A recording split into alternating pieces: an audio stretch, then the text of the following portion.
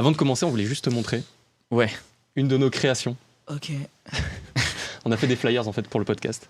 Et là, qui d'autre qu'un graphiste, pardon, pour nous dire. C'est... C'est un sourire. C'est un sourire qui est lâché. La première réaction. Bon, alors, c'est fait de façon, voilà, c'est pas professionnel. exactement. Bon, Pourquoi pas? Pourquoi pas? qu'est-ce qui irait pas du tout là, par exemple? Qu'est-ce qui va pas du tout? Vraiment une faute de Mais non, Ah, enfin, je veux dire... graphiste faux pas. Le truc... ciné. ouais, projecteur. ce mouvement-là de projection, c'est une très bonne idée. Ok. C'est pas mal. On pensait le QR code que c'était la fin, mais en fait, non. Ah ouais, on pensait que. Bah, à un moment donné, ça se faisait plus. Tu claquais plus de QR code ouais. nulle part. Enfin, Ouais, je veux dire, c'est le Covid qui ramène le QR code. En vrai. Ouais, c'est vrai que c'est le Covid. Donc Tous anti-Covid. Tous anti-Covid. On captait plus tout. Enfin, et maintenant, c'est un petit peu revenu. Et je pense qu'en plus là, il va prendre. Là, tout le monde va se mettre au QR code maintenant Attends. avec ça. Bah oui. Et oui, non, mais c'est super. Après, enfin, il y a un côté un peu rigolo. Donc ça se veut peut-être rigolo le podcast. Donc enfin, Oui. Maintenant que tu le dis, c'est vrai on va mettre des blagues maintenant. il y a un côté marrant. Bah, c'est un peu la typo quoi, et nos têtes surtout, non? Qui- Ouais, voilà. Bon. Mais c'est qui a fait les illustrations des têtes? C'est mon grand frère C'est trop rigolo. qui n'est pas graphiste, il dessine pour le fun de son côté. Ok. Et voilà. C'est assez ressemblant pour le Ouais, coup. ça Oui, marche. c'est pas mal. Hein. Bah, Ça on nous hésite plus, on nous confond Toi, plus en un tout petit cas. peu moins. Ouais, mais c'est parce que j'ai les cheveux attachés là. Et il y a la bouche aussi, hein, le petit bec. Là. Enfin, bon, on va peut-être pas en parler. Mais Non, c'est mais- pas trop mal. Petite Ouais. note sur 10 peut-être. Oh, il n'y a pas de note. En art, il n'y a pas de note. On va dire c'est bien. Ok, bah, c'est une petite. Excellent. On lance le jingle. Vas-y, on lance le jingle. Allez, c'est parti. Vous avez créé des reptiles, des ascensiens. Je suis ton père. Vos yeux, Chico, il ne ment jamais. La vie se divise en deux catégories. La vie, c'est comme une boîte de chocolat qui piquerait pour un coup. Ceux qui ont un pistolet chargé et ceux qui creusent. Toi, tu creuses. Avant que l'épisode ne commence, je voulais vous préciser qu'on va parler de pas mal d'affiches de films pendant le podcast. Donc c'est pas évident forcément de suivre le podcast qu'avec l'audio et sans les images. Donc n'hésitez pas à suivre ce podcast soit sur YouTube, soit sur Spotify, il y a les vidéos disponibles. Et là, il y aura d'afficher les images dont on parle. Voilà, c'était tout, je vous souhaite de passer un très bon épisode. Bonjour à tous. Bonjour à tous et à toutes. Bienvenue dans notre émission podcast hors champ pour un nouvel épisode, donc toujours en compagnie de Raphaël. Merci. J'ai repris là la place du chef. Oui, c'est vrai que je te la l'avais dernière laissé fois, la dernière fois. c'était lui le chef, mais Bon, j'ai tu repris fais, ça le mieux, nom. tu fais ça mieux que moi. C'est vrai. Et du coup, aujourd'hui, on est avec Franck et Sam. Ça. Peut-être une petite présentation rapidement. Franck et Sam, responsable de création chez Original Cosmic, designer graphique. Basé à Lille, Et du puis coup. voilà, basé à Lille. Ok. Donc oui, du coup, l'épisode va se consacrer un peu Aux affiches de films. aux affiches de films, à ceux qui les font. Donc on est sur la post-production, on n'est pas sur... Bah, oui, la post-production, et C'est-à-dire- peut-être que c'est fait... oui, ça peut être fait en même temps, je sais pas. Je sais tu pas, vas nous vas-y, aider. hein. il va nous faire- On a plein de questions pour toi, Franck, et des petits jeux aussi. Ouais, pendant- deux petits jeux, parce que bon, faut bien s'amuser. Faut bien s'amuser. Et tu nous as dit en Ok. intro que le podcast se voulait Oui, drôle. amusant et drôle. Amusant et drôle. On a essayé de se calquer rapidement, là. Ok. Donc on peut commencer par un petit point historique sur le métier d'affichiste. Quand est-ce que les affiches de cinéma sont arrivées? Donc je vais Vas-y, avec entamer plaisir. ça. On boit tes Donc en paroles. fait, les premières affiches de films, elles sont arrivées à la fin du 19e, Mhm. un peu en même temps que en fait, les premières projections publiques en France et ailleurs. Et donc la première affiche de film, ah mince, je crois que je l'ai pas mis, je vais vous la mettre ici. Elle a été faite par un Français, par Ozol, pour le film L'arroseur arrosé fin 19e, en C'est fin 19e, c'est Ouais. hyper tôt. 1896. Mais c'est assez marrant, il y a plein de trucs à dire sur cette affiche. Tu vois ce que c'est? Ou pas? Non, en vrai. Non.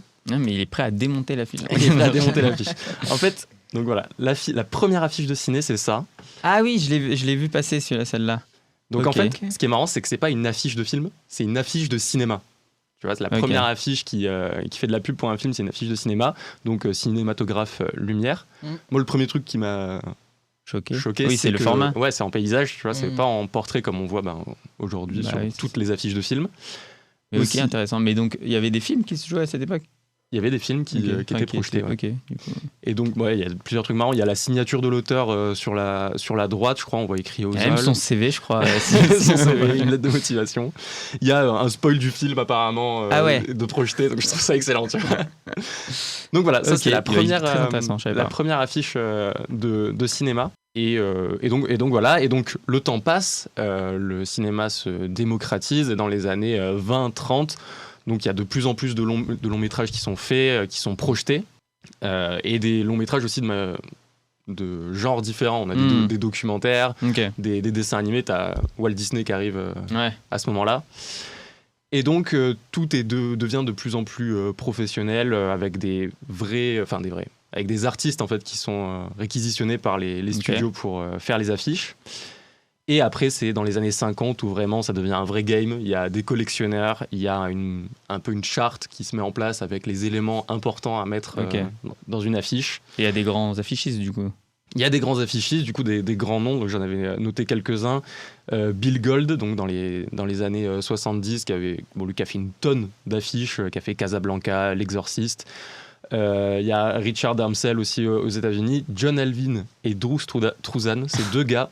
Je comprends pas parce qu'ils ont tout le temps les mêmes affiches. Ouais, en fait, je pense ils ont collab quoi. Ils ont collab et il y en a un à chaque fois, c'était le réalisateur et l'autre l'illustrateur. Et inversement. J'ai quand même noté sur du coup les deux gars, eux deux, ils ont fait E.T., Aladdin, Retour vers le futur, Star Wars, Harry Potter, Batman, Gremlins. Oui, ça les reconnaît dans la rue. Ça envoie. C'est des gens, c'est quelqu'un. Petite dédicace à Drew Struzan, parce que du coup, fan de métal, il a fait des affiches pour Black Sabbath et Alice Cooper, du coup, des groupes de métal. Bon, là, il est très métal, c'est pour ça, je peux pas lui en vouloir. Mais du coup, ce que j'ai vu, le premier truc que j'ai vu quand j'ai commencé à faire des recherches, c'est que c'était la galère pour attribuer un nom à une affiche. Et d'ailleurs, je le dis maintenant, mais du coup, il y a eu un moment où le meilleur affichiste, on va dire, était récompensé au César. Il y avait les meilleures affiches de films, c'était au César, une catégorie meilleure affiche. Et du coup, ça a duré même pas 5 ans, parce que justement, ils n'arrivaient pas à savoir... c'était trop dur de dire qui est vraiment le créateur, etc. Il y avait trop de personnes derrière. Et puis, il y en a qui importaient des affiches de l'étranger, etc. C'était trop la galère. Du coup, ils ont dit, on arrête, personne n'aura de César. Mais bon, du coup, intéressant. Et un dernier nom français, j'ai trouvé celui de Boris Grinson, donc... Ça fait pas très français, il est d'origine russe, le gars. Il a beaucoup travaillé avec Hitchcock et Orson Welles. Donc Hitchcock, j'avais noté Sueur froide, Les oiseaux. Je viens de voir en plus Sueur froide récemment. Ah ouais. On en parlera du coup. Sûrement si tu veux. Mais donc c'est excellent. Ok, voilà, merci en tout cas. C'est excellent. Là, t'as été hyper concis, c'est incroyable. Donc maintenant, on va s'intéresser un peu à notre invité. Déjà, est-ce que tu peux un peu peut-être présenter le studio, peut-être quand il a été ouvert, qu'est-ce qu'il fait, parce que vous faites pas que du tout des affiches de films. Non. Alors, officiellement 2020. Officiellement 2020, mais on se retrouve un petit peu tous en 2018, un truc de ce genre-là. L'idée du studio émerge là, donc on est tous un peu indépendants, chacun de son côté, et on se dit que ce serait pas trop mal de mélanger un peu tout ça. Tu les connaissais un peu les autres Ouais. Donc il y a une bonne partie, on se connaissait. Et en fait, donc du coup, c'est vrai que le studio, tout ce qui concerne design graphique, on est finalement un peu sous-représenté parce que les autres viennent surtout d'écoles de réalisation 2D, 3D, mais qui sont également graphistes et illustrateurs. Et du coup, il y avait comme ça une sorte de panel dans le portefeuille qui se bousculait et on s'est dit c'est quand même assez intéressant parce que dans les chaînes de production en design graphique, désormais on a besoin un petit peu de tous ces talents-là. Parce que ça peut aller justement de la simple illustration, de la conception de chartes ou de logos à du motion design, comme on dit maintenant, à l'animation de logos, ce genre de trucs, etc. Et donc on est parti de ça, de se dire on va proposer ce genre de service-là. Mais on n'avait pas vraiment calculé la fiche de film. C'est-à-dire que ça nous a un petit peu tombé dessus. Parce qu'on avait un contact chez un distributeur français, Les Alchimistes, qui avait un bureau à Lille à l'époque. Donc à la base, c'était vraiment plus pour les entreprises. Au départ, l'idée c'était de dire voilà, c'est ça, on va faire du design graphique un peu classique, à savoir de la conception d'identité visuelle, de faire des affiches. On espérait travailler dans la culture, mais c'est pas un truc tout de suite que tu vises. Et sachant qu'honnêtement, c'est pas non plus les projets les plus accessibles tout de suite. Donc du coup voilà, mais on est arrivé dans le cinéma un peu par hasard, et finalement de fil en aiguille on a commencé pas mal à en faire, et on a même commencé à en faire beaucoup plus que ce qu'on avait prévu au départ, et finalement voilà, c'est vrai qu'en design graphique, on va dire en projet print comme on dit, donc tout ce qui est affiches, etc., c'est ce qui nous occupe le plus. Donc là, en termes de pourcentage, vous êtes beaucoup plus investi dans... Oui, maintenant, Maintenant, pas mal. On continue à faire tout le reste. D'ailleurs, il y a même des moments où on a envie un peu d'en sortir, justement, tout ce qui est projet cinéma. Parce que on n'aime pas faire que ça, même si on aime beaucoup. Mais ouais. Ok. Et oui, sinon, toi, plus particulièrement, t'occupes quel poste au sein du studio, et c'est quoi ton rôle du coup Donc moi je suis le designer graphique, on va dire plus print du studio. Donc c'est moi qui travaille quasiment sur toutes les affiches, mais c'est souvent aussi un travail collectif. Parce qu'en fait, sur tous les projets de films ou même d'affiches de festival, en général, on se concerte un petit peu sur les idées. Et donc du coup moi je vais aller finaliser en gros l'affiche ou les propositions qu'on va envoyer au client, et Tristan qui est mon associé à la boîte, il est plus DA numérique, on va dire.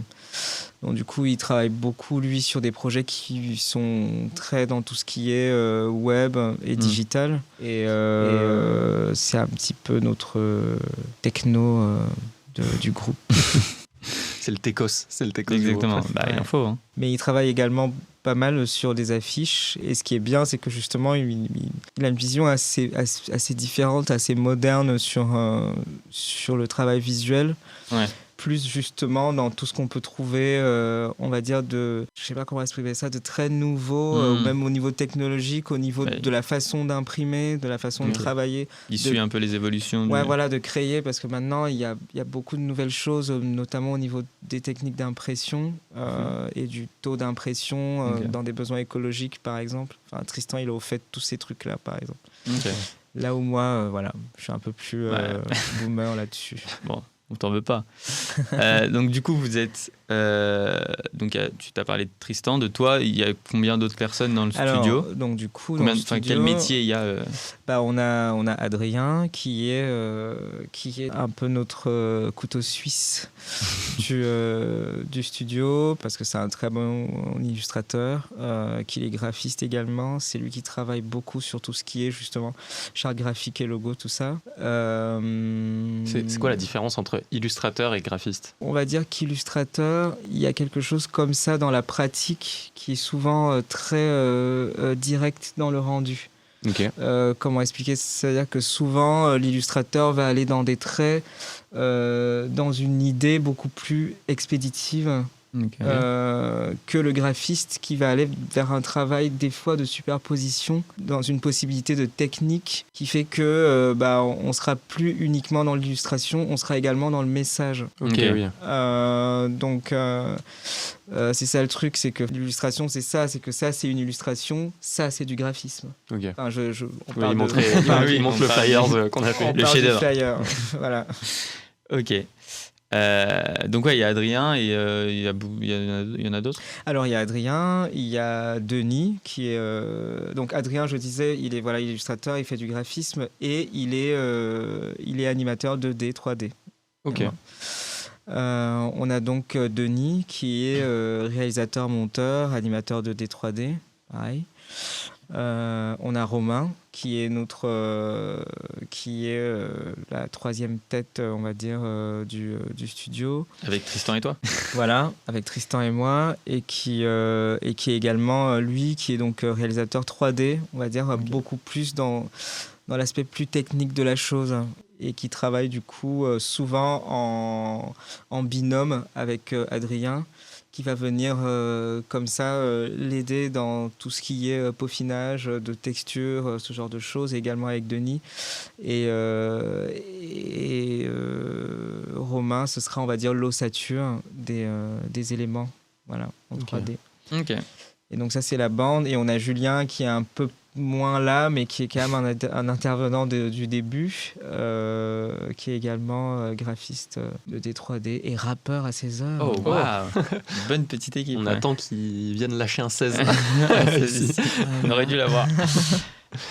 Et du coup, toi, si on revient sur ton parcours, avant de créer le studio, monter le studio, tu as fait quoi comme étude? C'est quoi ta formation? Tu nous as teasé tout à l'heure. En off, et ça vaut le coup. Hein. Ouais, ça vaut le coup de passer par les études.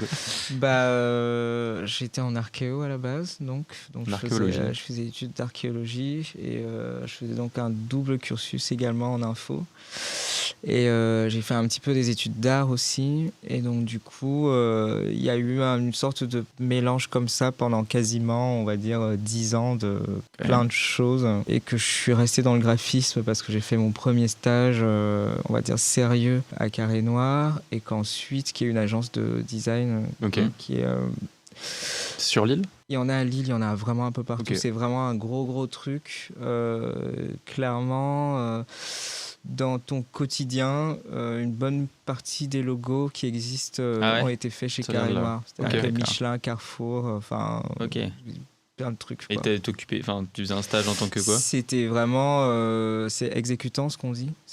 Il a fait le logo de Carrefour. De Carrefour. Il est en train de te dire. Non, pas du tout. Il a touché aucune com. Je pense que c'est beaucoup plus lointain que ça, mais en gros, quand tu es jeune designer, tu passes par une phase qu'on appelle exécutant designer. Donc du coup, tu es là pour appliquer les projets de directeur artistique et de chef de projet, ce genre de choses. Donc, voilà. Et du coup, est-ce qu'à côté, tu avais ton petit portfolio, tu faisais des petits graphismes? En fait, en sortant de là, j'ai commencé à faire des petits trucs en indépendant. J'ai fait mes armes un peu comme ça en indépendant, pendant quelques années. Okay. Ouais. Et c'est chaud de vivre en indépendant. Ah oui, tous les designers graphiques qui passent par la case indépendant vont avoir un petit moment compliqué pendant longtemps. Mais souvent, tous veulent devenir indépendants parce qu'il y a une frustration à être exécutant. Parce que vu qu'il y a une sorte de frontière un peu compliquée quand on est designer graphique, c'est qu'on parle souvent de créatif, on parle de créa.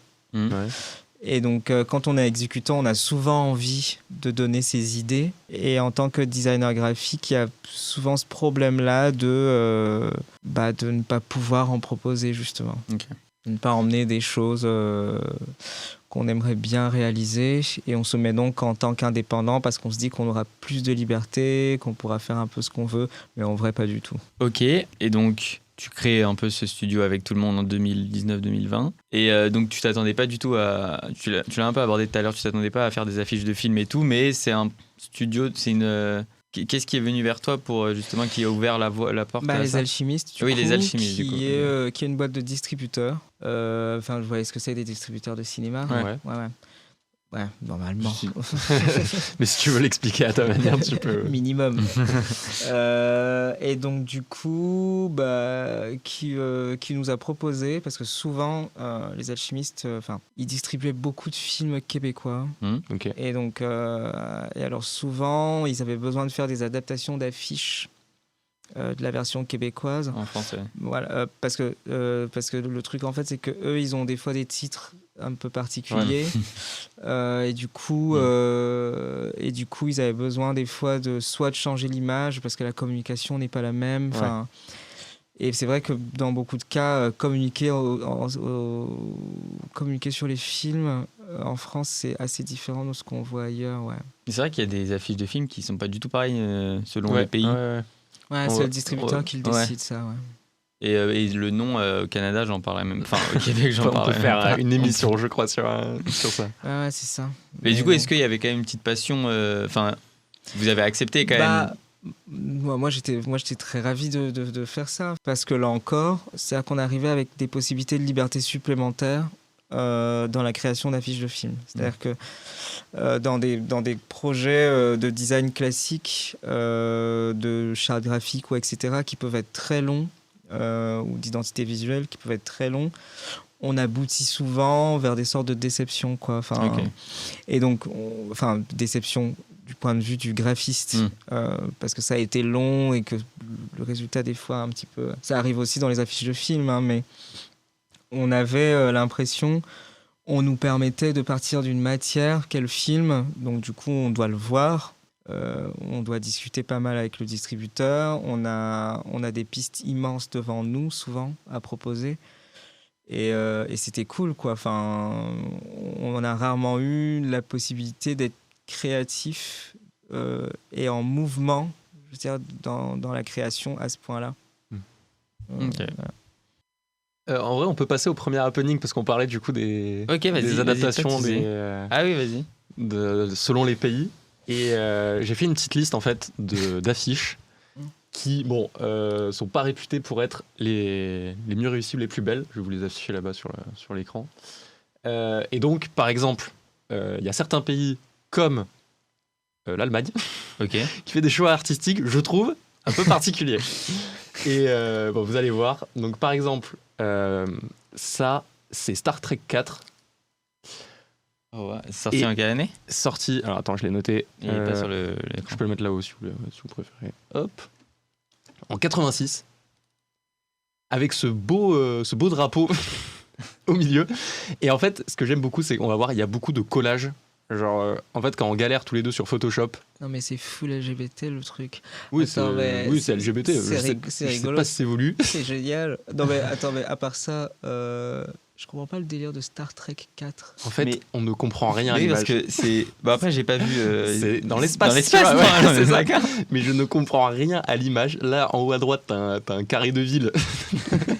Non, Le carré de San Je pense Francisco. que c'est San Francisco, ouais. C'est absolument nimp. Mais Et donc, c'est l'affiche allemande Ok. de Star Trek 4, le retour de. Je sais pas quoi. Le Et retour sur l'affiche Terre. française, Retour aucun sur rapport. Terre. Tu vois, retour sur Terre. Ah, c'est pour ça. On Bah, dirait mais pas tu les- dis pas toutes les infos, Lucas, My bad. aussi. Ouais, bah, après, Retour sur Terre, direct. après, tu vois. Là, les chevaliers Ok, du ciel au milieu, tu vois. Ouais. Non, lui, il ressemble à Omar da Fonseca, tu sais, sur. Pas du tout. Mais c'est vraiment le gars. Ok. Donc voilà, première image assez C'est vrai que sympa. ça fait assez collage. Mais des collages, j'en ai des milliers. On peut prendre celui-là avec Bruce Willis. Alors celui-là, Ça, ça ça a peut été pas fait être très une rapidement, vraie non? affiche. Ouais, on est d'accord, Franck. Parce que- c'est pas c'est réel. l'affiche en Allemagne de... comment il s'appelle? Mon voisin le tueur 2, sorti en 2004. Mais pourquoi dans ce cas ils prennent pas l'affiche Ok. originale, je trouve. Et je sais pas, je t'avoue, je sais Il y a pas. clairement une flemme. Hein. Bah, il a dit, hein, c'est les distributeurs qui... Oui, C'est là. le distributeur qui C'est en fonction. décide.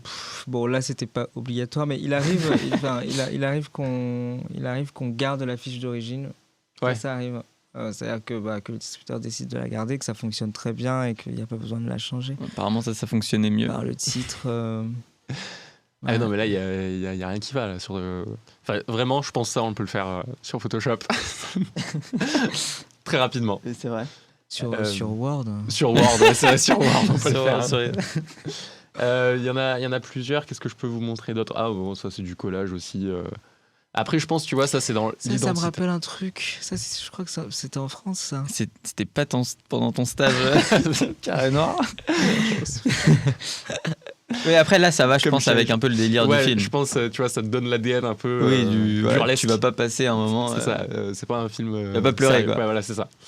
C'est ça. Après, il y avait du coup. L'été sera chaud, on en pense Oui, pas. non, c'est ça. Non, Il y a pense aussi ça. Mais vraiment, pareil, hein, toujours cette idée de collage que j'adore. Sacré tagline. L'été sera chiot. L'été sera chaud, L'été pas mal. sera chaud, Pas mal. c'est exceptionnel. Il y a La planète des singes aussi, le premier, où vraiment c'est un spoil du film, ça je suis fan. Mais ouais. T'as déjà vu le film? Mais là, c'est le premier, mais je crois même pas que j'ai vu. Non, j'ai pas vu le premier comme ça. C'est le plus connu, quoi. Oui. Bon, bref, en tout cas, Bah, vas-y, méprise-moi. big spoil, tu vois, de la fin du film. Ok. Et du coup, il y avait un top 3 sur Sens Critique des Des pires. pires. Parce que ouais, elles sont catégorisées Des plus comme pires affiches. Ouais. Alors attends, non, juste, qui était pas dans le top 3, il y avait celle-là quand même. Du coup, c'est Justice League, sorti en 2017. Ouais. Et je me suis dit, en vrai, en 2017, il y avait les moyens de faire un truc plus Bah, sympa. ça se trouve, t'en penses quoi de cette affiche en vrai? Bah, le problème, c'est qu'il y a... Il y a une vraie problématique à ces affiches-là, d'ailleurs, C'est vrai qu'il y a- sur Internet. Je te coupe 2 secondes, mais Ouais. en ce moment, surtout dans les films de super-héros, il y a énormément ce truc de. Tu vois tous les héros en fait. Ouais. Tu sais, t'as le plus grand, le méchant, et après t'as plein de petites têtes partout. Dans les Marvel, les Avengers et tout, c'est tout le temps comme ça. c'est vrai. Ouais, mais justement, Tristan m'aurait donné le nom de ce truc, parce que je crois que ça a même un nom, cette tendance, Ok. cette typologie d'affiche là. Et que oui, c'est associé à des films d'action, super-héros, etc. Mais c'est clairement la problématique en fait des affiches de cinéma qui permettent pas de sortir des canevas de composition classiques. C'est-à-dire que donc, Ouais. du coup, et qui font que il y a beaucoup de distributeurs, par exemple, qui vont avoir du mal à aller tenter autre chose. Ouais. Parce que de toute façon, voilà, il y a des façons de faire. Après, dans le cinéma art et essai sur lequel nous on travaille le plus, on n'a pas trop ce genre de problématique. Même si on a des réalités économiques aussi. Enfin, je veux dire, le distributeur qui fait du film d'auteur, a besoin aussi que les gens veut que ça aillent le marche voir. quand même, ouais. Donc on a ce contexte-là aussi, mais Pas autant quoi.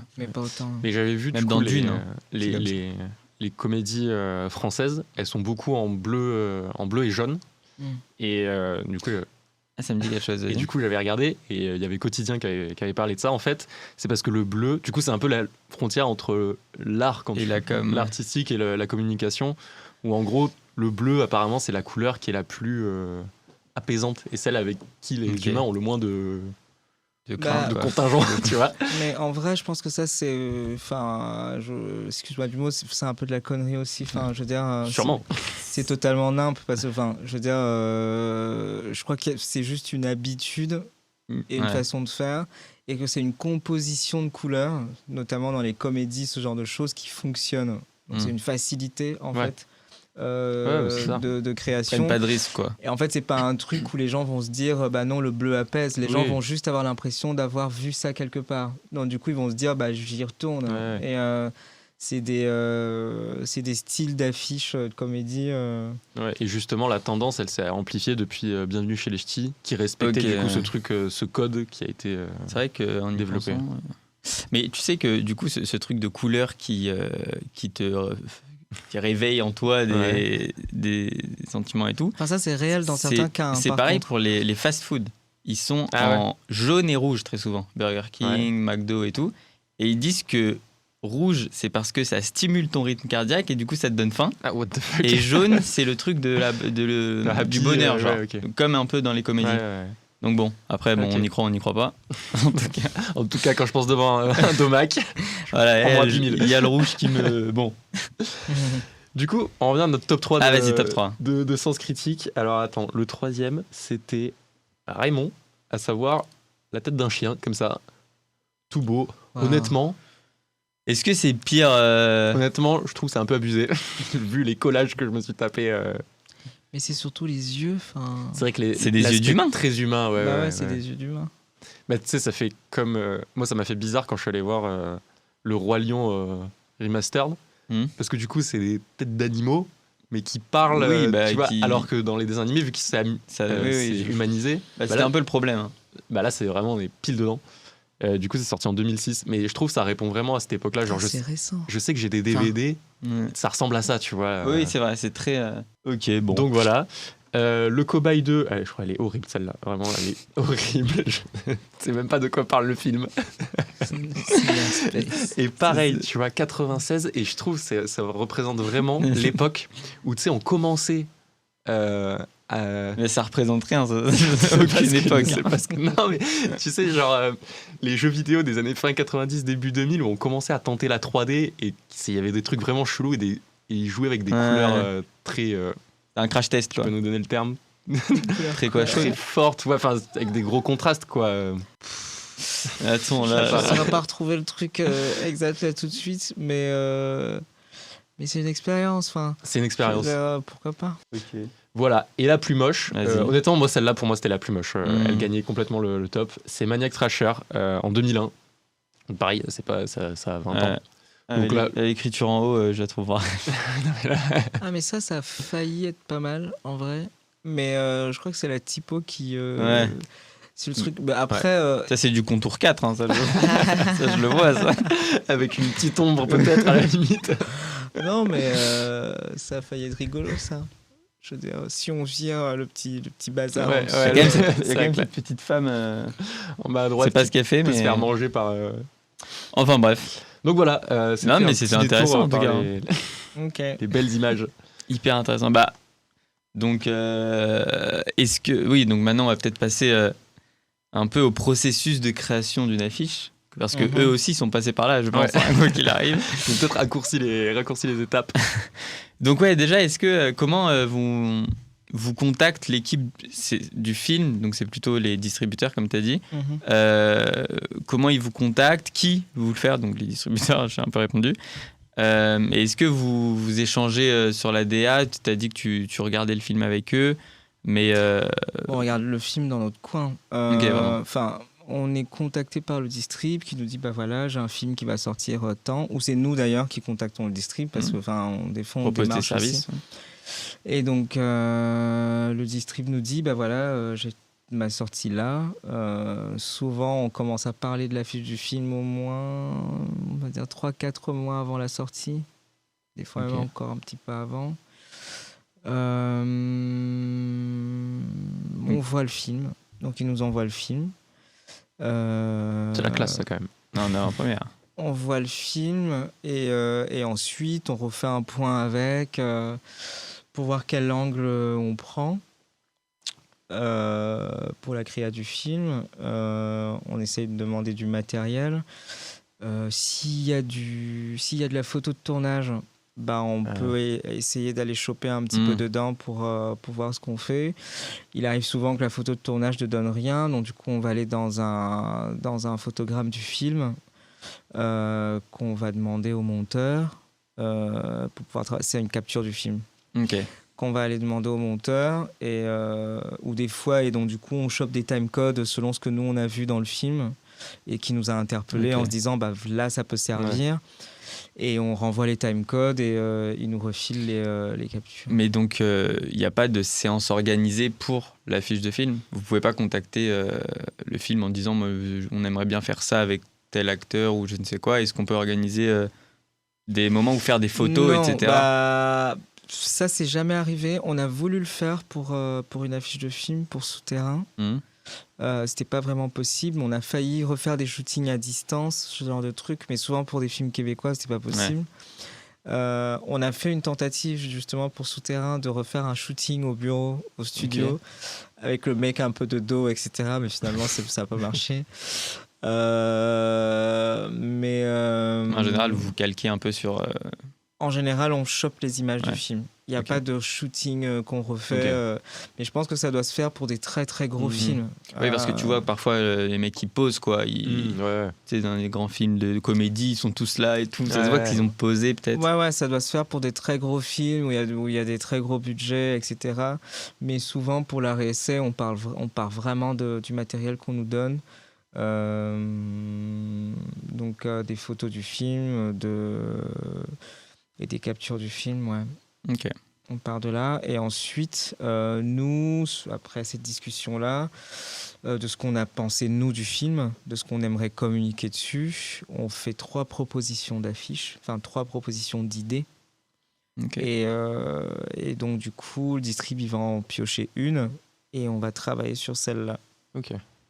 Est-ce voir qu'il y ce que ça a, donne. il y a un suivi du distributeur parfois où il vous fait confiance et il attend vos 3 propositions différentes? Et normalement, le distributeur attend les 3 premières Ok. propositions. C'est-à-dire que, il n'influe pas sur la créa à ce moment-là. C'est à partir des 3 premières, et peut-être après avoir choisi une, des fois il hésite entre 2 en disant ben voilà, il faut peut-être essayer de mélanger 2 des 3 propositions.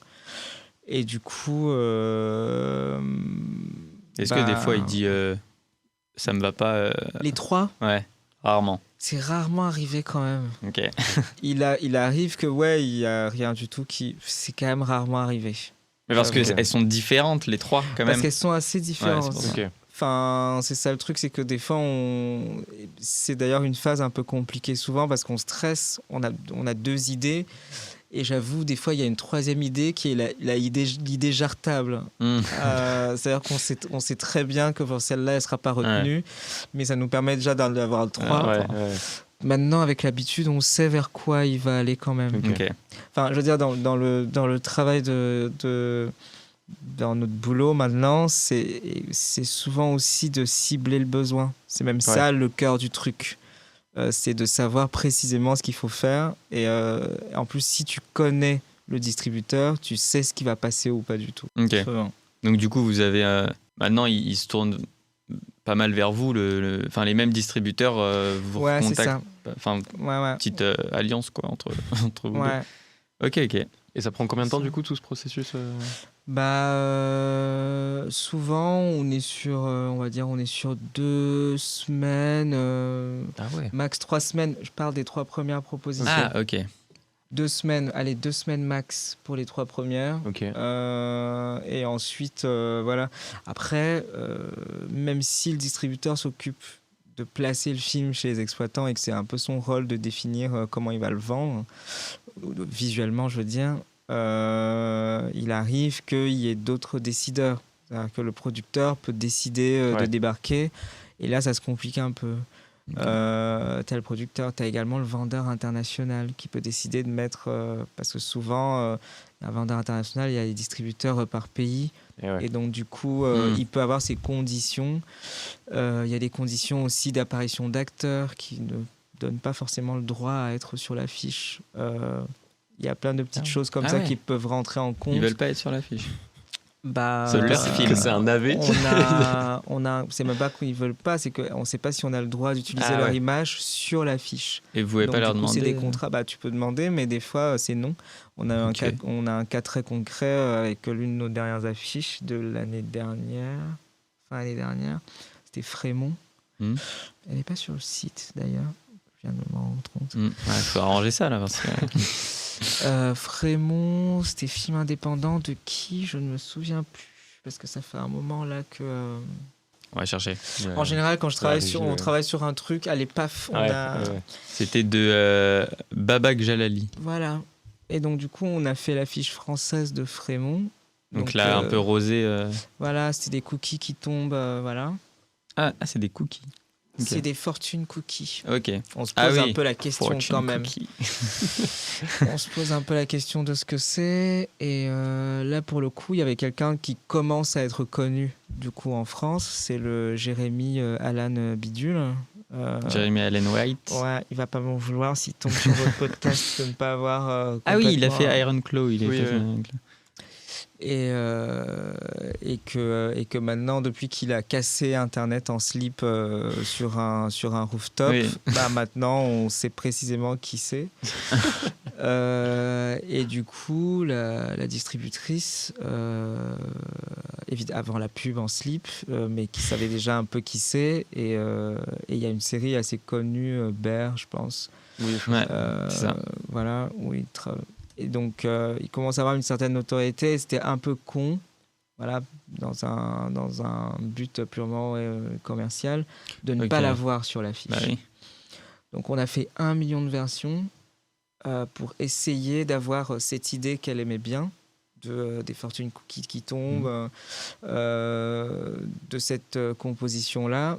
Mais on ne savait pas comment intégrer l'acteur dedans. Et on s'est beaucoup galéré à trouver comment le faire tout en gardant cette idée de départ qu'elle aimait bien. Et c'était très long. Et finalement, pour qu'on n'ait même pas le droit d'utiliser son image, en fait. Mais tu préférais l'autre, du coup, avec l'acteur? Ah non, mais j'étais très ravi qu'il n'y soit pas, en fait. mais parce qu'en fait, il venait complètement... je veux dire, ça venait phagocyter une idée qui était assez bonne au départ. Okay. Et qu'elle aimait bien, mais que dans un but purement commercial. Elle s'est dit, il faut qu'on vienne ajouter le mec, mais sauf qu'il arrivait là comme une sorte de collage, justement un peu étrange, où sa tête débarquait. On se disait, mais pourquoi? Il aurait été en petit comme là, genre. On n'était pas loin de ce genre de montage. Ouais. Mais donc, très bien. Mais c'est bizarre quand même que le distributeur ou producteur n'ait même pas les droits de l'acteur, quoi. Je trouve ça... En fait, le truc, c'est que je pense que les contrats aux États-Unis sont quand même assez différents. Ouais. Enfin, dans des pays étrangers où des acteurs comme ça qui commencent à être très connus, c'est particulier. Et surtout que eux, la promo aux États-Unis, tu t'y engages, je pense, limite dans tes contrats de. Je pense que c'est très réglementé chez eux, quoi. Ah bah, on voit ça. Ouais. C'est assez... ok. Et le réalisateur, il a aucun pouvoir là-dessus? Ou alors il parle avec le producteur? Le réalisateur, il arrive que le réalisateur intervienne dans la créa de l'affiche, ça arrive. On a eu le cas avec Antigone où rien n'a été validé tant qu'elle n'avait pas décidé que c'était cool, quoi. Okay. Et ça aussi, ça a été un peu long. Ouais. Ah ouais. Mais il arrive qu'il fasse confiance en fait au distrib et qu'il n'intervienne pas. Mais bon, des fois c'est quand même un peu, voilà, on va leur montrer, l'affiche va ressembler à ça, ils vont donner leur avis, mais souvent c'est le distributeur qui tranche à la fin. Okay. Et du coup, l'affiche, elle est prête combien de temps avant le film, par exemple? Ça dépend. Si on a été bon et que tout le monde répondait à temps et tout ça, on va dire on peut travailler dessus pendant un mois et demi, max. Okay. Et l'affiche sera prête à temps, sachant que souvent il y a c'est-à-dire on parle de plan de sortie, par exemple, du film, où justement il y a une sorte de rétro-planning très rigoureux qu'il faut suivre. Et notamment au niveau de tout ce qui est partenariat, etc., qui vont venir se greffer à l'affiche, des partenariats médias qui arrivent souvent, justement, peu avant la sortie du film. Donc, et souvent aussi, pour justifier de certaines subventions, le distributeur a besoin déjà d'avoir un visuel, tu vois, à présenter au CNC, à présenter à plusieurs partenaires, etc. Donc très vite, en fait, on va dire les bases de l'affiche arrivent pour pouvoir commencer à halluciner. Souvent, il faut l'intégrer assez vite parce que comme ça, les gens ont quelque chose et pour l'affiche du film, etc. Et vous pouvez mettre votre signature sur l'affiche? Signature logo, non. Ok. En général, on a une sorte de petite barre très transparente sur le côté droit, mais qui est très très invisible et donc que tu ne vois que si tu es en face de l'affiche en 120, 160 et que tu t'approches comme ça pour voir ce qui est écrit. Et tu la cherches aussi. Mais parfois, en bas, il y a énormément de crédits, etc. Donc, ils sont là, non? Ce qu'on appelle le bloc crédit, c'est autre chose. Ça, c'est vraiment l'équipe technique du film. Donc, vous êtes pas du coup, on n'est pas dedans. Donc, nous, souvent, c'est sur le côté, à la verticale, que tu vas voir la signature du truc. Et la difficulté de souvent savoir qui a fait l'affiche, c'est parce que c'est vrai que dans le cas des affiches de films, c'est beaucoup d'agences de cinéma, d'agences de communication qui sont des gros trucs et où c'est pas une personne. C'est-à-dire qu'au départ, les affiches de films chez nous, c'était signé Franck et Sam pour Original Cosmic. Mais après, on a arrêté de le faire parce que du coup, tu te dis, je veux dire, dans la réalité, même si c'est vrai qu'une personne l'a fini, souvent, on est au moins 3 ou 4 à avoir infusé une affiche. C'était ce qu'on voulait te demander après. Tout le monde, tous les membres du studio bossent sur une affiche. Ou du moins participe à l'idée de départ. C'est-à-dire que parce que comme je disais, Tristan va avoir une vision assez on va dire assez moderne de ce qu'il faut faire. C'est-à-dire que moi j'ai une composition, on va dire, un peu plus traditionnelle et des fois un peu trop minimaliste. Donc du coup il y a des trucs comme ça où dans nos façons de travailler qui se retrouvent pas mal, Et et juste quand tu disais 1 mois et demi à peu près pour faire l'affiche, c'est 100% sur l'affiche 1 mois et demi. C'est quand tu travailles à temps plein dessus. Mais non. Donc non, c'est non. t'as plein de projets. Enfin, vous avez plein de trucs à faire à côté. Je veux dire, Sinon on s'en sort pas. Ok. Non, mais après, il arrive qu'on squatte vraiment un projet longtemps quand on n'arrive pas à trouver l'idée. On se dit, bah voilà, où est-ce qu'on va, etc. Et là, oui, ça peut prendre beaucoup de temps. Ok. Mais en vrai, quand je regarde rétrospectivement, on va assez vite à la créa d'affiches, je trouve. Ok. Donc il y a des règles un peu à respecter que maintenant tu connais à force d'en faire. Des choses qui doivent apparaître forcément sur une affiche. Le titre, oui. Est-ce que c'est toi aussi qui mets un peu en valeur les noms des acteurs et tout? C'est vous qui décidez de tout ça Bah, quand on fait la première proposition, on fait une proposition de mise en page, en fait, finalement. La mise en page peut être graphique aussi. En fait, les éléments de bloc crédit, par exemple, ce sont des éléments obligatoires, mais ce sont des fois aussi des éléments un peu de contrainte. C'est-à-dire que, bloc crédit qui arrive là en bas, on est obligé de le mettre, mais concrètement, personne ne va jamais vraiment entièrement le lire. Ouais. Donc, du coup, ça peut devenir un élément graphique, c'est-à-dire qu'on peut s'en servir pour mettre en page d'une certaine manière. Et donc, on transforme la contrainte en avantage, entre guillemets, pour aller chercher quelque chose de joli, sachant que c'est pas un élément important de la lecture. Mais le titre, ça va devenir compliqué. Ça, c'est toujours un peu les trucs durs. Je veux dire, l'enterrement, par exemple. Tu vois. Je veux dire, si ton film s'appelle L'enterrement, c'est l'enfer. Tu vois. Parce que vas-y mettre ça en page, c'est un truc en un bloc, c'est très long. Et tu vas pas forcer une césure sur une affiche de film comme on fait pour une affiche de spectacle. Tu vois, ça, c'est des trucs un peu compliqués. Encore sauf si c'est vraiment le truc over-conceptuel. On va se dire, bah voilà, on va accepter d'aller mettre une césure pour écrire l'enterrement. Mais l'enterrement en un mot, ça, c'est le genre de truc qui, graphiquement, te pose problème. 2 R qui s'alignent, c'est chiant. Tu vois, ce genre de truc. Encore l'enterrement, c'est assez court. Parfois, il y a des phrases qui sont carrément des... les phrases, tu peux faire 3 lignes. Je pense. Oui, ok.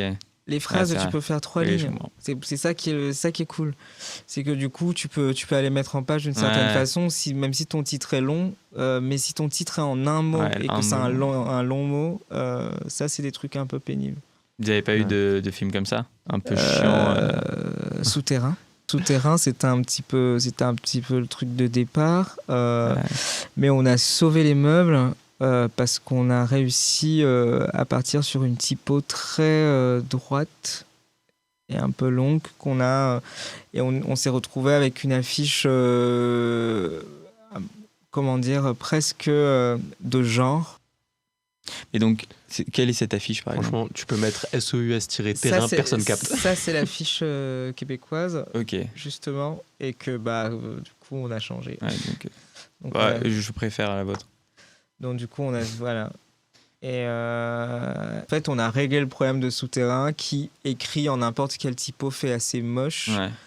Et c'est d'où le choix de la typo qui peut sauver un peu la mise sur certains trucs. Et là, c'était le cas, ouais. C'était bienvenu. Et du coup, quand vous travaillez sur une affiche, c'est directement le distributeur qui vient vers vous ou il va vers il peut aller vers plusieurs studios et ouais, c'est possible qu'il aille voir. Du coup, vous êtes en concurrence avec d'autres. Il arrive d'être en concurrence. C'est arrivé, par exemple, sur où le distributeur nous le dit. Qu'on est en concurrence et donc du coup on a des phases de travail où justement sur les premières propositions on va avoir des deals de dédommagement si on ne va pas jusqu'au bout, par exemple.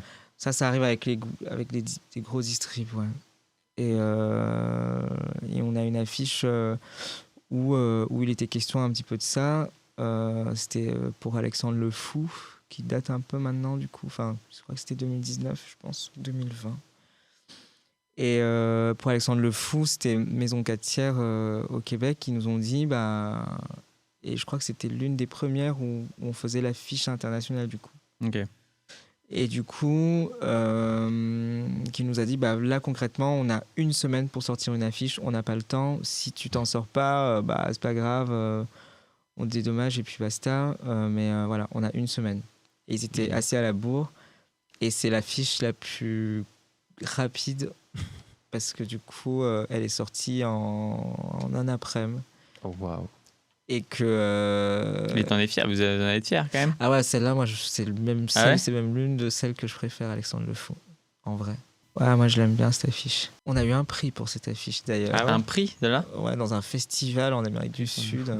Oh là là, faut aller le Vous chercher. êtes allé, vous êtes allé chercher le Il nous trophée. a demandé si on l'envoyait et tout. On voulait pas les faire casquer en frais de port non plus. Enfin, je veux dire, c'était un peu nimp. Mais j'aime bien sympa. cette affiche et le film était cool. Ouais. Et le film est assez C'est cool. sorti quand ça? C'est ouais, je pense 2020, je vais te je dire. pense. Ok. Et je crois qu'il n'y a pas eu de sortie française, je pense. Ouais. Je crois pas non plus. En tout cas, il est même pas sur Allociné. Ouais, il n'y a pas eu de sortie française de ce film. Et c'est un documentaire. Ouais, j'allais te demander, donc, est-ce que donc tu as fait des documentaires, des films, même j'ai vu un festival récemment. Ouais. Vous avez fait un festival. Est-ce que la démarche est sûrement différente, peut-être les demandes de la part des distributeurs et tout, est-ce qu'elle est différente entre un film ou un documentaire, etc. Peut-être qu'un film, il faut plus raconter l'histoire dans l'affiche. Bah, la difficulté du film, c'est qu'il faut se raconter sans trop raconter. Il y a toujours la problématique de se dire est-ce que ça transmet quelque chose du film, est-ce que ça donne envie d'aller le voir, est-ce que ça raconte quelque chose du film. Pour beaucoup de distributeurs, c'est important, mais souvent, j'ai aussi l'impression que c'est une sorte de regard interne. C'est-à-dire que c'est un petit peu des fois comme si on fait l'affiche pour soi-même. Je sais pas si tu vois ce que je veux dire. Et donc, du coup, c'est des fois une conversation compliquée avec le distributeur parce qu'il se dit, bah là, tu me sors quelque chose qui raconte rien du film. Ou du moins, j'ai pas l'impression qu'on parle du même film. Et il y a des gens qui sont des fois beaucoup plus pragmatiques, justement dans le côté où, ce qui est un peu des fois notre cas, parce qu'à la base, on est designer graphique. Donc, du coup, notre but est d'attirer l'attention en donnant une information. Okay. Donc, il faut qu'on passe devant l'affiche et qu'on se pose la question de qu'est-ce que c'est. Ça, c'est notre but. Donc, on peut arriver à une démarche, entre guillemets, peut-être pas toujours honnête, de se dire on va aller attirer l'œil en sortant un petit peu du sujet. Okay. Donc ça arrive.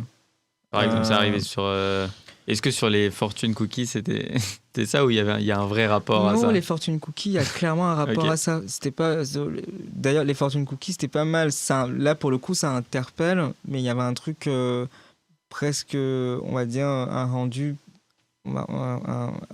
assez fidèle. Pas fidèle, mais je dirais peut-être un peu artistique à la rigueur. Parce que ça parle d'insomnie. Enfin, je veux dire, la fille, l'actrice principale, elle fait des insomnies. Okay. Elle n'arrive pas à dormir. Elle bosse dans une usine de Fortune Cookies. Et c'est une réfugiée afghane qui a été traductrice pour les États-Unis. Et donc, elle vit dans une sorte de résidence où il n'y a que des réfugiés afghans, mais elle est très mal vue, parce qu'elle a bossé avec des Américains. Et en fait, elle a plein d'insomnies comme ça, où elle passe son temps à penser, réfléchir. Elle est très dans sa tête, beaucoup quand même. Donc, le film, il y a pas mal d'humour, mais il est assez lent. Donc l'affiche s'y prête bien. L'affiche c'était pas mal. Et en fait, le fait de faire tomber les cookies, c'était de mélanger le côté un peu mélancolique du film avec un peu d'humour, quoi. Ce qu'il y en a dans le film, un peu. Mais il arrive, nous, ça nous est pas arrivé d'être complètement à côté de la plaque du film, c'est-à-dire de raconter autre chose. Je crois que ça nous est rarement arrivé, quand même, parce qu'on nous laisse pas faire, peut-être aussi. Bah oui, c'est pour ça. Ils prennent autre chose dans les 3 propositions, quoi. Ouais. Mais après, moi je donne un exemple, c'est un truc que j'aime bien raconter. C'est une affiche du Monde de Narnia quand j'étais plus jeune, où il y a la sorcière blanche sur l'affiche. Je crois que c'est le tout premier. On va aller voir. Oui, la sorcière blanche qui tient comme ça sur son traîneau les ours enragés et tout. Et je crois sur l'affiche, elle a les cheveux tout gelés. genre limite tout pointu. C'est celle-là? Ah non, peut-être pas. Si, c'est ça, c'est ça. C'est ça. C'est vrai qu'elle a les cheveux très pointus. Elle a les cheveux en bataille et tout, genre ça y est, c'est l'enfer. Et moi, quand j'avais vu cette affiche, alors moi j'ai un petit délire avec ce genre de film, c'est-à-dire que je T'es dedans, quoi. suis un peu dedans. Et je me suis dit, je vais aller le voir. Et je suis allé voir le film pour ce moment. Ah ouais. Ah, et Le moment bah, n'existe pas. Tu ah, vois, c'est horrible. jamais dans le film elle a les cheveux comme ça. Ah là Elle a tout le temps les cheveux raides, tout posé.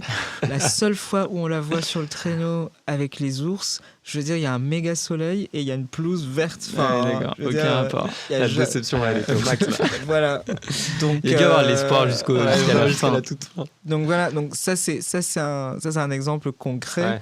de Ouais. mise en page où on emmène comme ça un truc un peu très épique, de dingue sur l'affiche pour renforcer ce truc-là. Bon. Et puis voilà. Ok. Ouais, j'avais vu aussi dans vos projets, du coup, vous avez donc il y a plusieurs propositions. Je crois que c'est pour le film Carnaval, je crois. Et j'ai vu que par exemple, il y avait une affiche violette, rose et verte. Et du coup, ils ont pris la verte à la.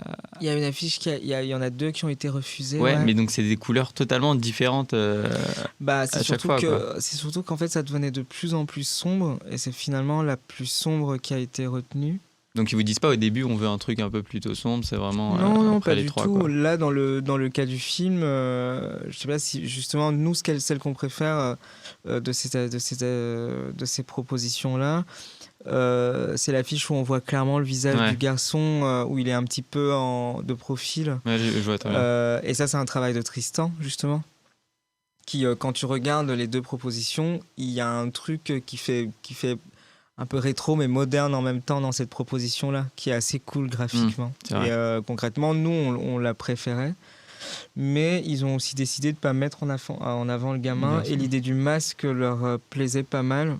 Et parce qu'il y a ce truc-là dans le film où il a un alter ego avec un masque, avec des cornes. Ok. Et il y a un truc dans la tradition haïtienne et le masque, etc. Donc, c'était parfait pour eux, en fait, l'idée du masque. Ah mais j'ai beaucoup. Et pour ne pas Cette affiche. exposer le gamin aussi, justement. qui, Ok. Bon après dans le film il allait être exposé. Dans le film, il est là, mais il voulait pas en faire un support de communication. Ouais, Je comprends. ok. Ouais. Et du coup, il y a des différences artistiques entre faire une affiche de film. Du coup, on a parlé tout à l'heure que vous avez fait des affiches pour un festival. Mhm. Du coup, il y a des différences entre travailler pour une affiche de film et une affiche de festival. Ah oui, enfin.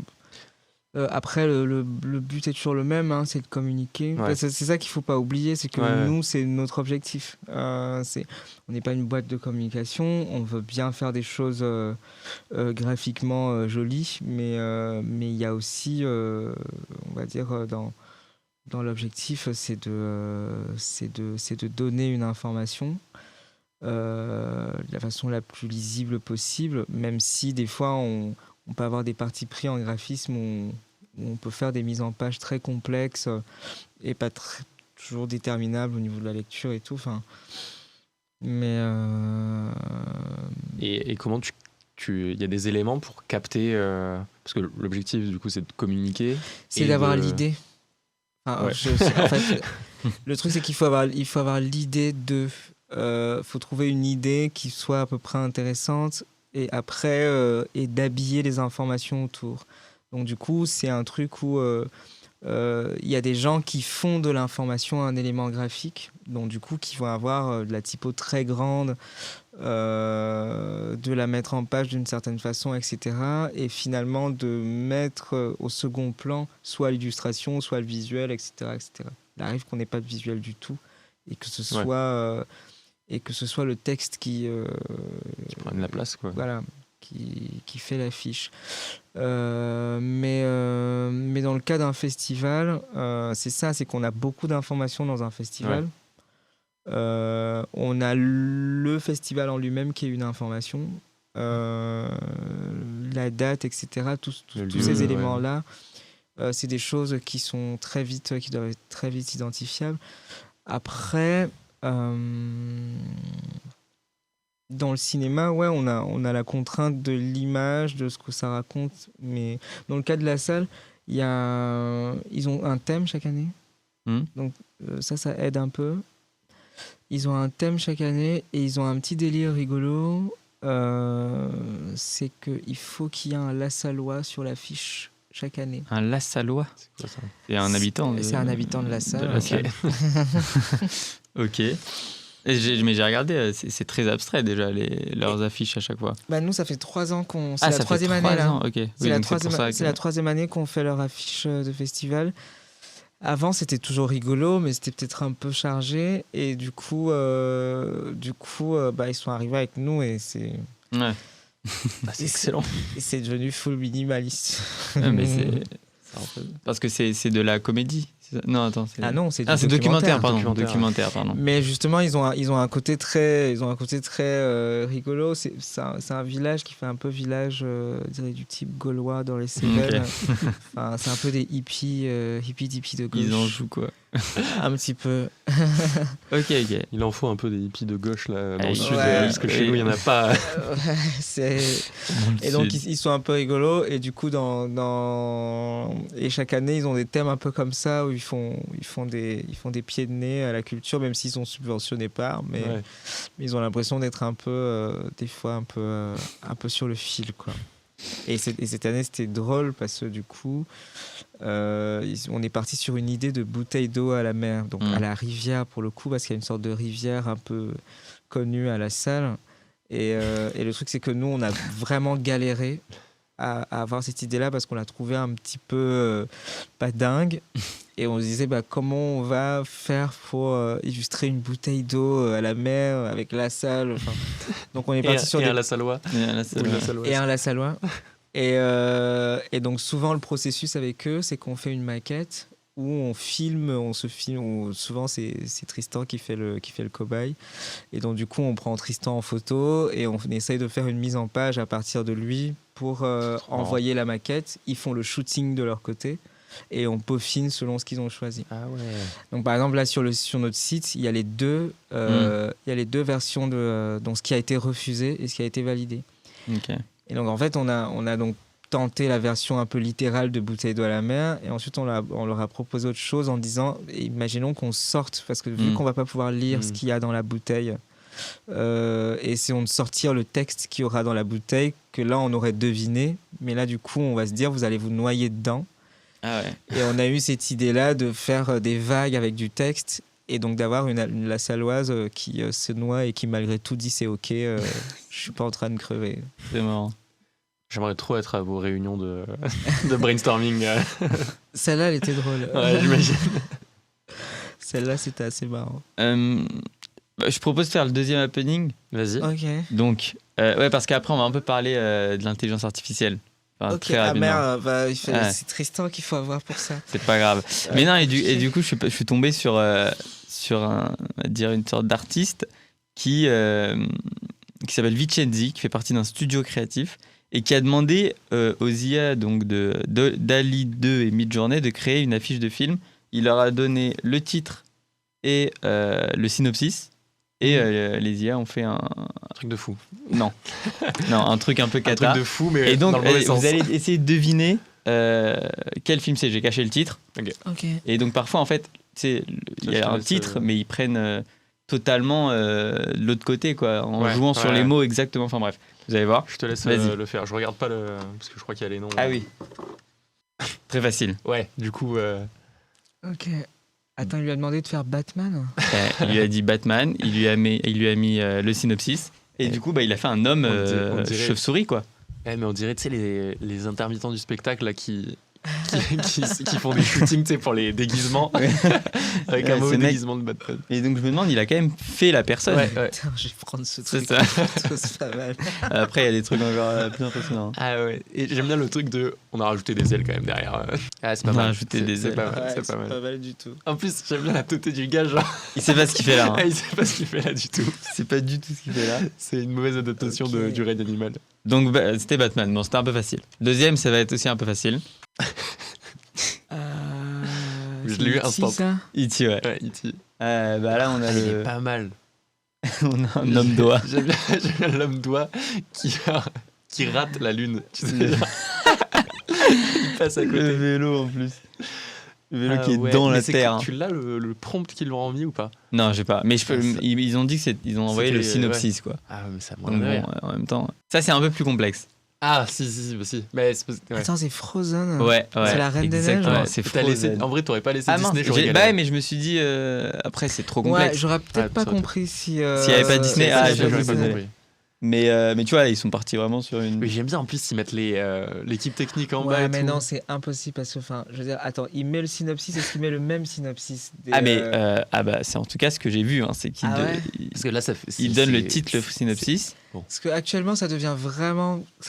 Ils deviennent assez dingues quand même. Bon après, au niveau ça des c'était il y a IA et un tout, an et c'est demi. quand même C'était il y a un an et demi.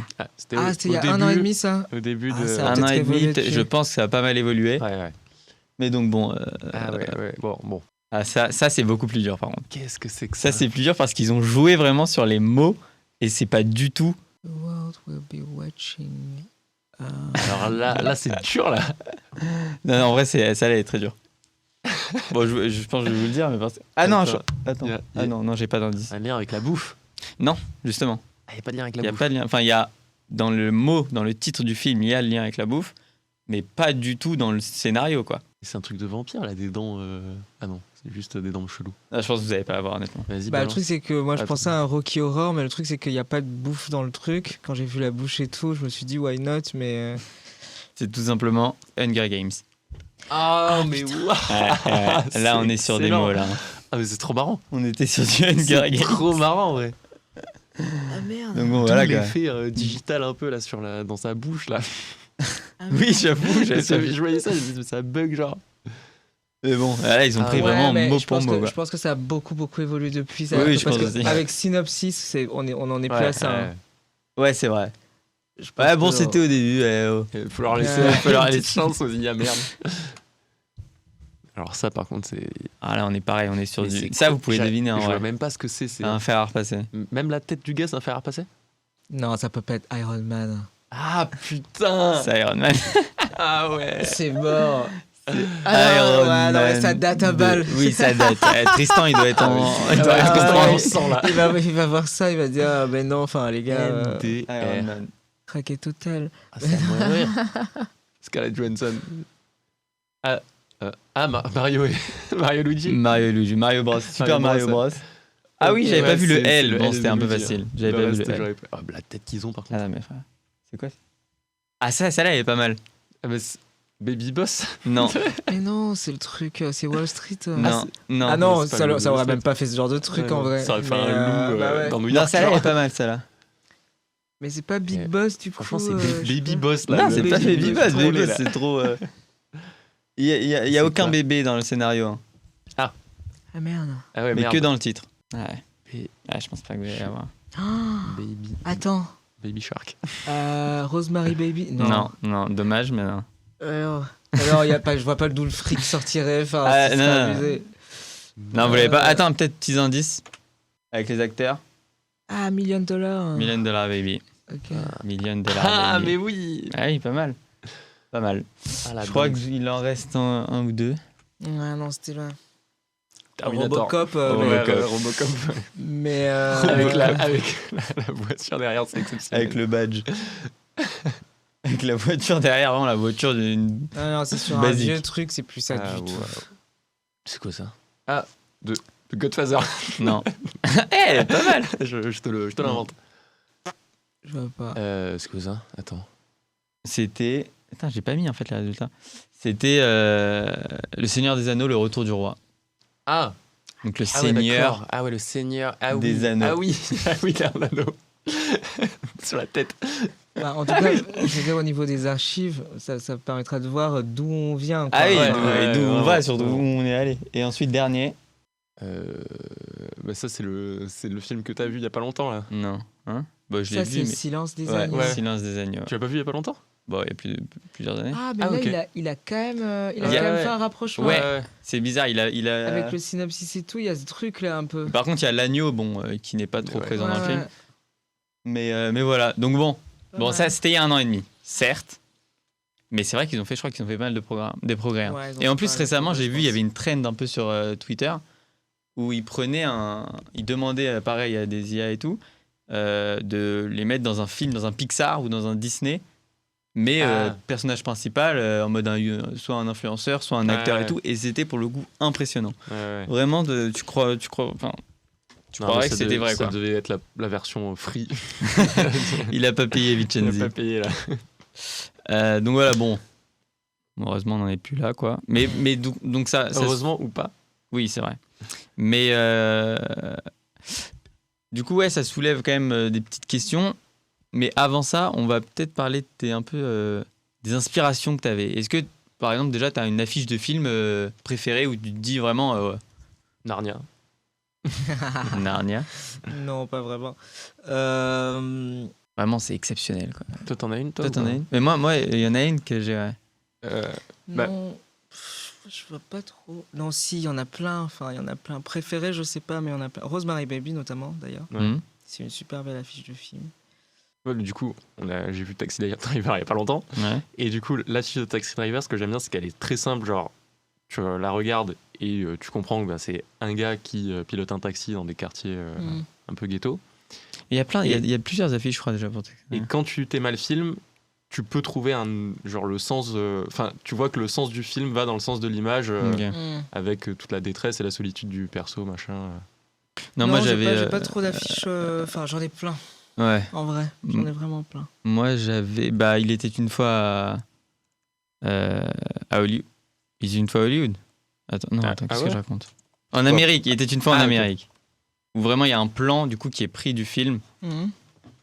Et ils en ont fait une affiche. Ah oui. Ah oui, mais Elle est connue, en Tu vrai, en avais cette parlé en affiche. plus. Ouais. Et vraiment, le plan est fou, je trouve. Ouais. Avec un peu Ouais, très les belle. ombres et tout. Donc bon, en plus, c'est fait il y a assez longtemps. Donc bon, Pas mal. voilà, quoi. Et est-ce qu'il y a d'autres choses qui t'inspirent ou pas? Peut-être un artiste qui a aucun rapport avec le... Bah, en vrai, pas vraiment.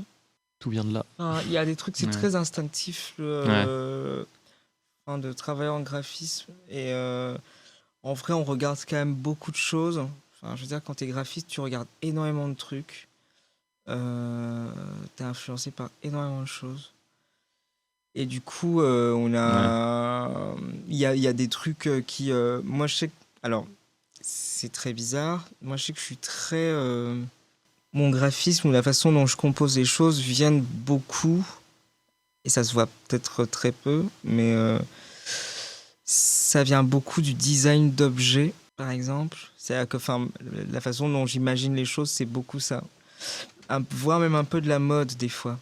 Ok. Alors, c'est particulier, mais c'est-à-dire que les choses qui attirent vite mes yeux, c'est souvent des façons de faire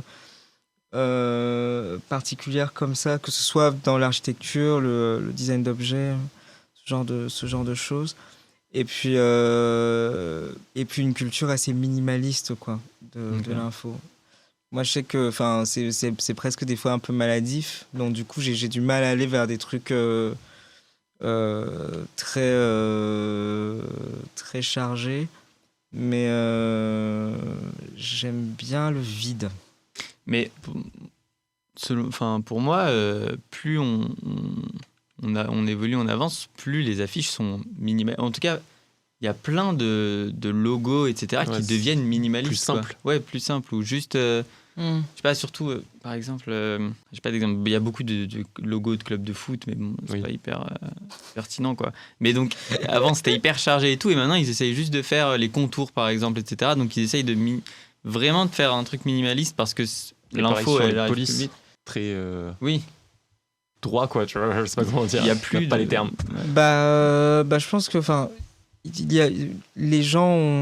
que les gens ont compris que ouais, bah, en fait, il y a un intérêt à dépouiller des fois les éléments de communication, même si c'est pas toujours intégré.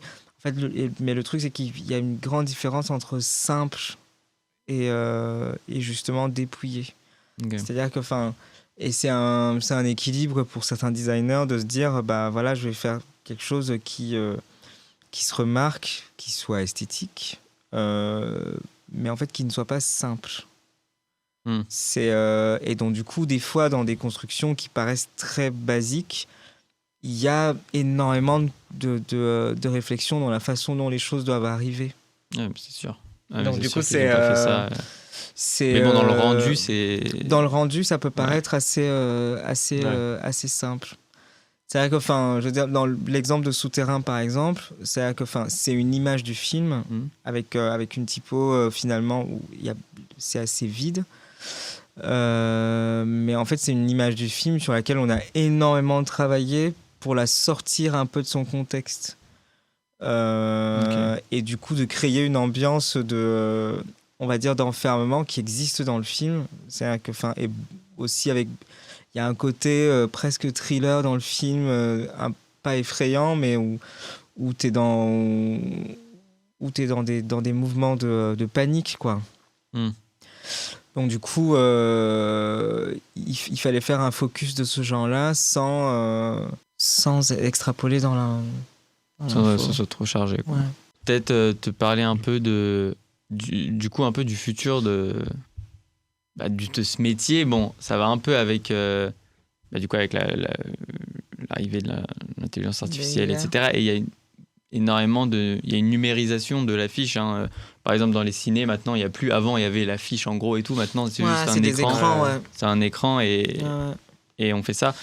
Donc toi, ça va pas du tout te toucher cette numérisation de toute façon. Après, ça dépend. Maintenant, aujourd'hui, on travaille beaucoup on travaille tout du long, sur le temps d'exploitation du film. C'est-à-dire que, par exemple, on fait tout ce qui est déclinaison également, de la fiche du film. Donc, on travaille sur tous les petits fichiers qu'ils vont utiliser, que ce soit pour les cinémas, mais la promo du film sur Instagram, machin, tout ça. Donc, ça peut être ce qu'on appelle des modules vidéo de quelques secondes sur lesquels on va faire des focus du film, du réalisateur, du sujet du film, ou du succès du film en salle ou au niveau critique. Donc, du coup, on n'est plus uniquement figé sur le print. Maintenant, pour la communication, on nous demande même de faire des affiches animées, par exemple. Ah ouais. Ça veut dire que, donc, du coup... parce qu'il y a ce côté vivant du réseau social, des gens qui sont sur Insta, qui se disent à chaque fin de petite vidéo de 15 secondes, on va terminer par l'affiche animée. Ce qui dynamise en fait et qui clôture le truc. Donc tu te dis, t'as regardé un cut de la bande-annonce de 10 secondes et ça se termine sur l'affiche animée qui en plus te dit la date, qui en plus t'affiche les différentes palmes en festival, machin, toin, c'est rigolo, c'est génial. Donc ça vous offre limite plus de travail, etc. En quelque sorte, parce que maintenant, l'accompagnement, il est beaucoup plus large. Et c'est surtout que les distributeurs, surtout dans le cas de la RSC, ils n'ont pas les moyens, on va dire, des gros trucs qui vont faire de la pub en affichage sur le bus, en machin nanar, ou en spot télé qui coûte la blinde de thunes. Donc finalement, leur créneau, ça va être les réseaux sociaux, qui sera moins coûteux. Et en fait, avec une grande visibilité quand même. Voilà. Et en fait, le plan de sortie du film va aussi se faire sur les réseaux. Du coup. Donc nous, on va faire toutes les déclinaisons de ce qu'on a fait au niveau de l'affiche, en se disant, on part du print jusqu'à tous les fichiers possibles à sortir pendant l'exploitation du film. Ok. Et du coup, vous pouvez faire plusieurs affiches différentes? Ça peut arriver. Des sortes de versions alternatives.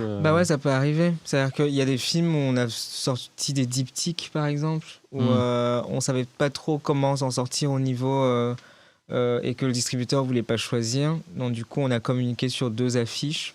Ça peut arriver. Anatomie d'une chute, il y en a eu 2 par exemple. Une américaine, la neige là. Non, même je crois que les 2 sont sortis par en France et tout, genre. Mais bon. Mais même je suis pas sûr. Ah bon? Parce que en tout cas, je suis allé voir un film au cinéma en France. Il y avait l'affiche blanche avec sur la neige et tout. Moi je crois que c'était la version américaine justement. Je sais pas. Je sais pas, j'ai vu une interview du mec et il a dit qu'il voulait une affiche un peu plus où on voyait le couple donc là dans le truc et une autre où vraiment la chute on physique, voyait le film quoi, on savait de quoi on allait voir. Parce que je sais qu'en effet aux États-Unis c'est le distributeur américain qui a privilégié le truc avec la neige. En tout cas là-bas c'était cette affiche aussi qui était très mise en valeur. Et j'avais vu du coup quand je regardais les grands affichistes, les Mhm. grands illustrateurs pour les affiches de cinéma, où en fait, t'en as certains, ils ont pas fait les affiches officielles, ils ont fait des affiches alternatives, mais Mhm. qui sont quand même dans leur portfolio et qui Bah, ont c'est été peut-être distribués. ceux qui ont Ouais, c'est ce qu'on Ouais. commence un peu à faire aussi. Enfin, c'est parce que souvent, parce que c'est toujours comme ça, quand c'est nouveau, on se dit on aura plus de liberté, c'est ce que je disais tout à l'heure, mais après on se rend compte que pas vraiment. Et donc du coup, même dans le cas des affiches de films, on se retrouve à souvent un peu arriver à des rendus où on est un peu triste de ce qu'on a sorti, où on se dit bon finalement on aurait aimé autre chose, mais à la fin c'est le distrib qui décide.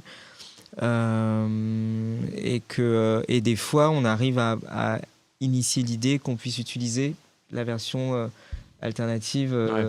dans d'autres situations, ouais.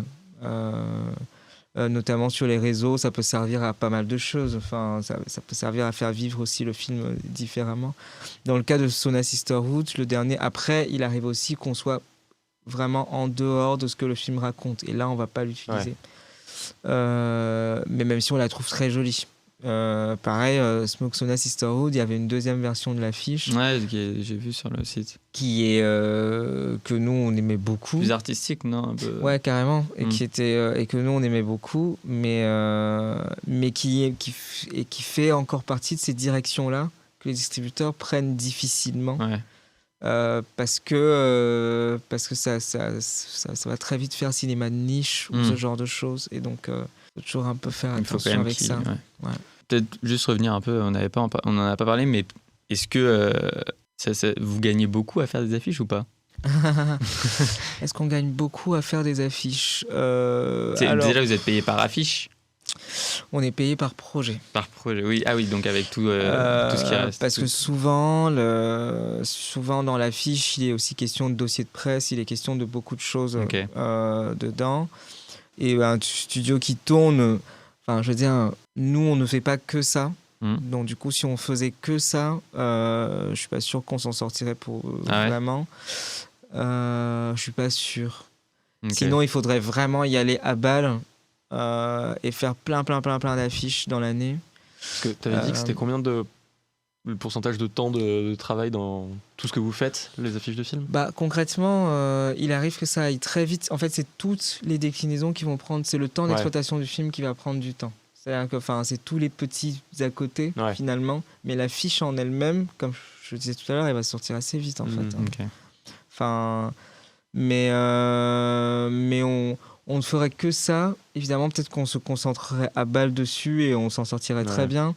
Mais on ne fait pas que ça. Vous avez pas envie, donc, tout simplement. Bah, on n'a pas envie de faire que ça, Ouais, c'est c'est sûr. Ouais.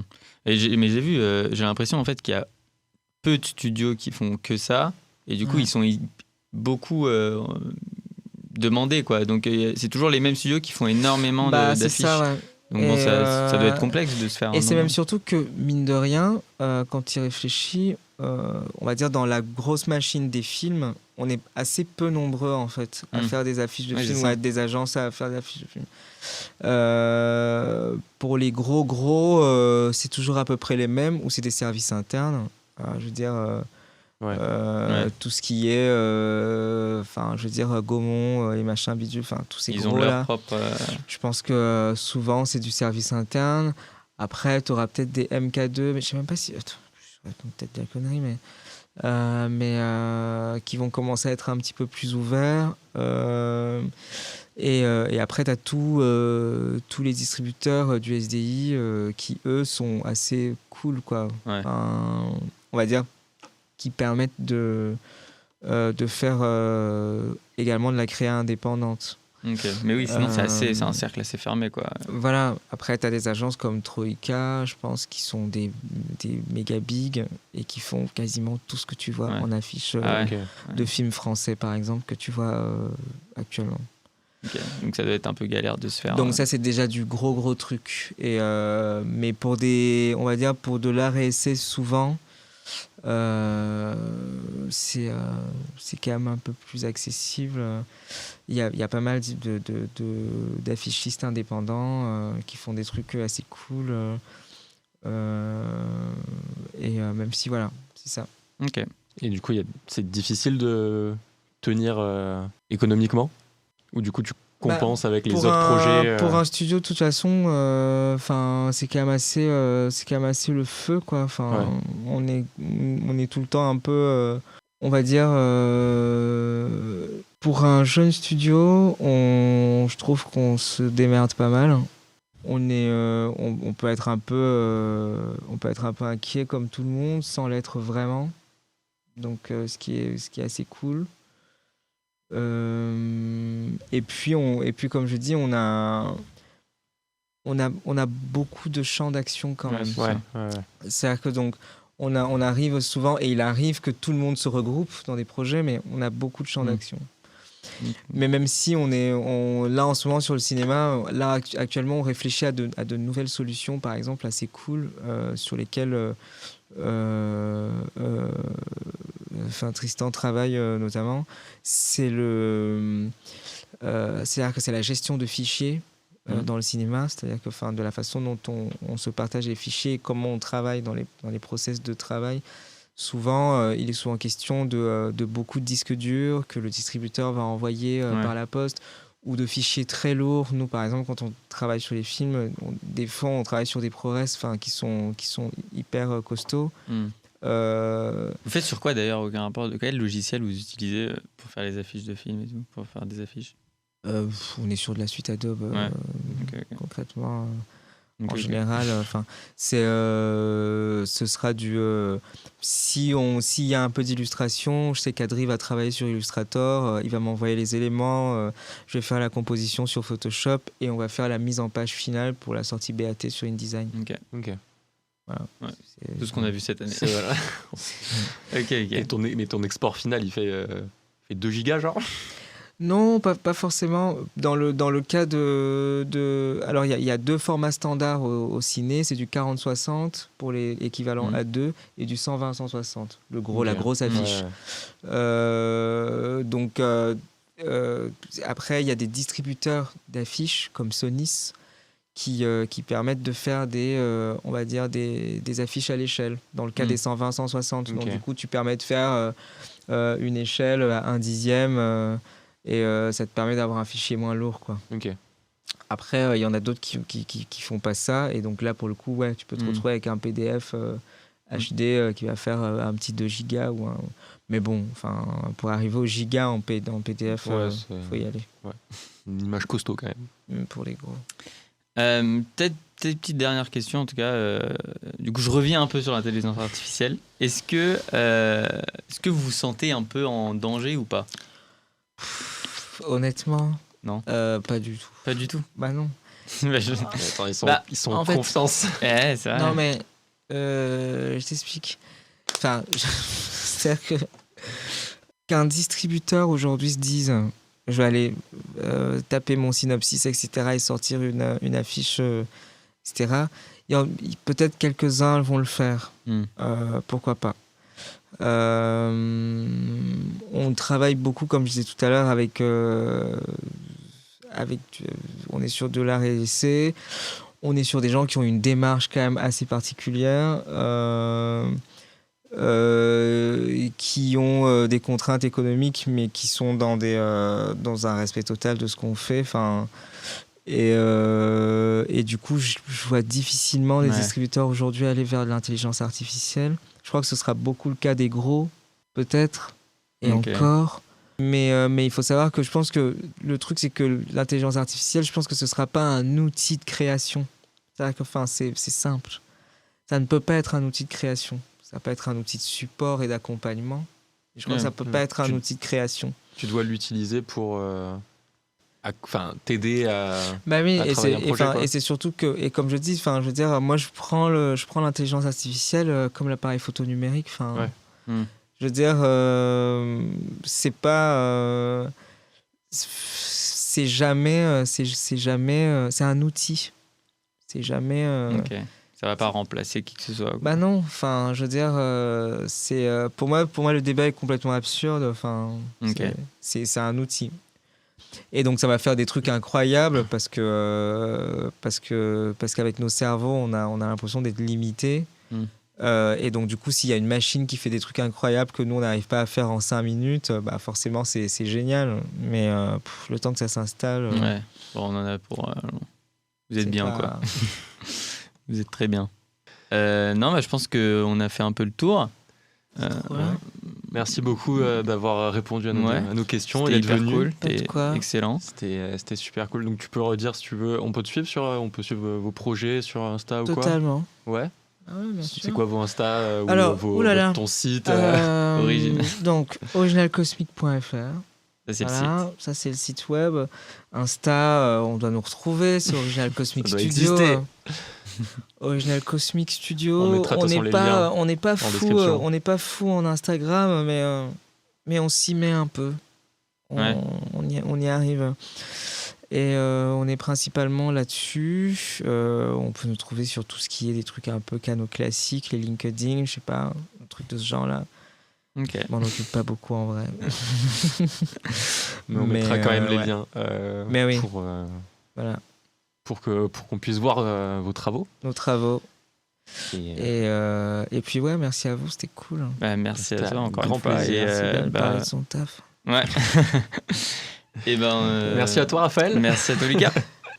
Et on se retrouve la semaine prochaine pour une autre émission hors champ. Donc à la semaine prochaine. Salut à tous. Salut.